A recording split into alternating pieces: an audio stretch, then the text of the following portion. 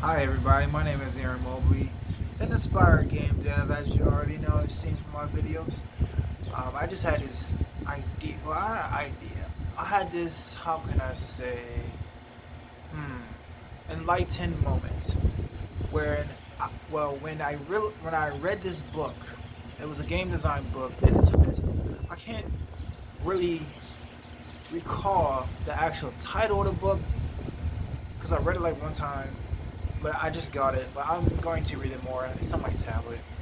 But however, it was like a book of lenses, and I'm pretty sure a lot of if you're a game developer, you pretty much probably know the book that I'm talking about. It speaks. It has multiple lenses that's cataloged in the book.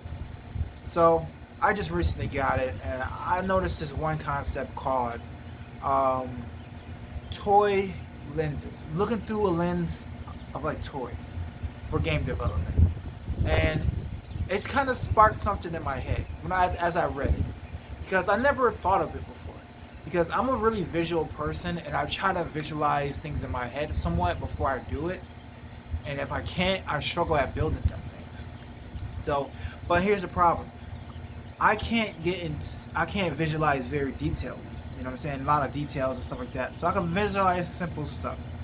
You know what I mean? I mean, it's like some people out there that can do the same thing. They visualize simple stuff, but then they can't get into details. So, I would try to in my head visualize, um, like how my game before I build it, or parts of the game, or parts of the character before I build it. You know what I mean? So, well, here's the thing. If you try to visualize just a game, and games are very detailed, it's very hard to visualize that. So I would get stuck on building stuff. Anyways, it told me about this concept, toys. You think about toys through lenses. Um, when you, if you, when I was reading it, it pretty much told me that interactive games, you can pretty much simulate it with toys. And I never thought of that. We could all picture ourselves as a kid playing with toys and with our toy castle with some knights, fighting hordes of enemies, and we were clashing back and forth. And I'm like, I never thought of it like that. It might not be as interactive like a PlayStation or a PC system, with all the menus in that UI, but you could pretty much have a toy castle with a knight, and play with the character, make him walk into the castle, do do do, and you look around, it's a bunch of shields and swords everywhere inside the castle walls, and you can pretty much simulate a video game. And I never thought of it like that. So, what you could do when you're trying to make a game, you can visualize toys. They don't have to move. They don't have to be so super detailed.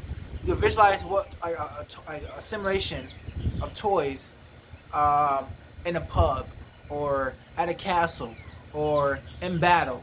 Like if you talk about example, let's say you have Final Fantasy X, where they take turns, and it's a turn-based combat. You can have three toys on the right side, right, and then three enemies on the left side with toys. Well, so you can buy from the store, right? And you can simulate this character take a turn, boom. And you can have index cards with attack, defend, items, and stuff like that. You can pretty much simulate the whole game with actual physical toys, or you can simulate somewhat in your head with toys.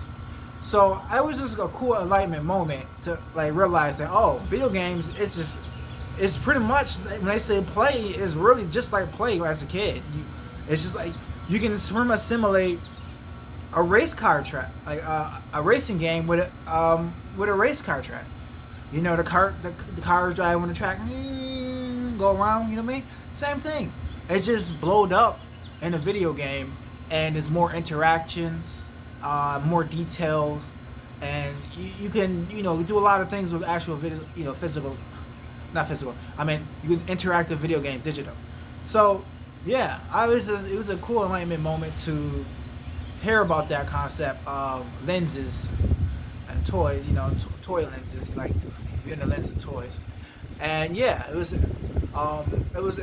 really opened my eyes up to like now when I go to prototype something, I would simulate what I'm about to build with actual toys. Or I can I'll visualize a little bit of this toy attacking another one or something like that, or simulate or more like, let's say, you can pretty much simulate, like, here's an example, Uncharted. You can get a set where it's a set where it's an area like in a desert area. It's a toy set, like a desert toy set. You have the cactuses and all that. You have little people, and you can interact. You can make a little scene and have the toy like jump on a wall and grab the toy and make it seem like it jumped on a wall and climbed up. Just like Uncharted, how it climbed walls and stuff. You can really build all the interaction games that you can simulate a prototype of them interactive games and with actual physical toys or visualize it before you make it. So I think that's a good way to actually see what you're going to do before you build it. And that's what holds a lot of people back, is that they can't really see, so they like build it into the dark. But just think about it. If you can't even visualize that well, that's fine. Just buy some toys and try to build a scene with that, and then actually make it a digital version on a computer with Unreal Engine or something, or Unity, whatever type of software that, or games, software that you prefer using. So yeah, I just wanted to say that I think it was a good enlightened moment from that book. And if I come across any more useful concepts, I will definitely update you guys and let y'all know that it's something that's a gem, and it can be beneficial for you making games, or you just want to know about it in general. But yeah, you can pretty much simulate a lot of video games, pretty much all of them, with physical toys, and then have index cards for like menus and stuff like that, and just pre-build your prototype with toys and index cards, and then actually build it in the game. Or you can make the prototype and then document it in a GDD and then build the game. You know what I'm saying? It's like, it's a really good, I think it's a good process and a way to think about it. So yeah, that's all I wanted to say for this video. It's a short, I'm not trying to have my video too long right now. Maybe if it's a concept that needs a lot of detail, then it might be longer, but these short videos I think will be better for, you can consume it and you can just rewatch it and you don't have to worry about being on the video too long. Alright, my name is Aaron Mobley and I am out, and thank you for watching, and stay tuned for more videos on my channel, AeroDX, the one and only. So bye.